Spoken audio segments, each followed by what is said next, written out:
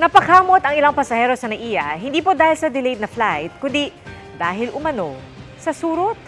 Kung paano sila nabiktima at ang pahayag ng paliparan kaugnay riyan sa pagtutok ni Chino Gaston. Malalaking pantal sa hita ang natamo ng pasaherong si Chris, hindi niya tunay na pangalan nang siya'y maupo sa mga rattan furniture sa arrival area ng NAIA Terminal 2 nitong Biyernes. Naipost niya ang mga litrato sa social media para magsilbing babala sa ibang mga pasahero. Ginamot naman daw siya sa klinik ng terminal.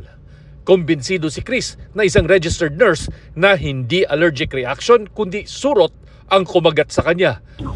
May investigation, ganyan. But I know for sure surot. Noong February 9 naman, habang sinusundo ang kanyang pinsan, napaupo sa mga metal bench ng NAIA Terminal 2 si Crisel.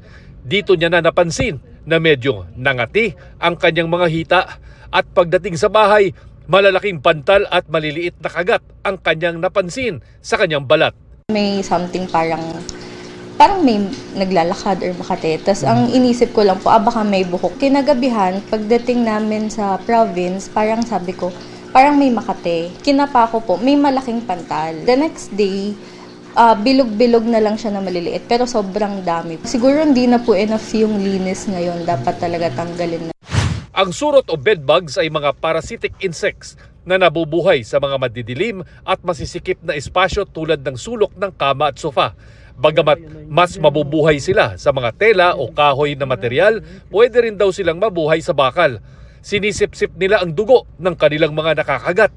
At bagamat hindi naman umano nagdudulot ng pagkalat ng sakit, nagdudulot ito ng matinding pangangati ng balat. Kamakailan lang ay nabalita ang pagkalat ng mga surot sa mga hotel sa Paris, France. Ganon din sa Hong Kong at Korea.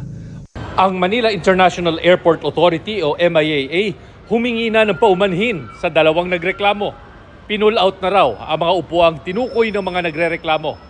Inatasan na rin ng mga terminal managers na imbestigahan ang nangyari at magsagawa ng masusing inspeksyon at pinaigting na paglilinis ng mga pasilidad.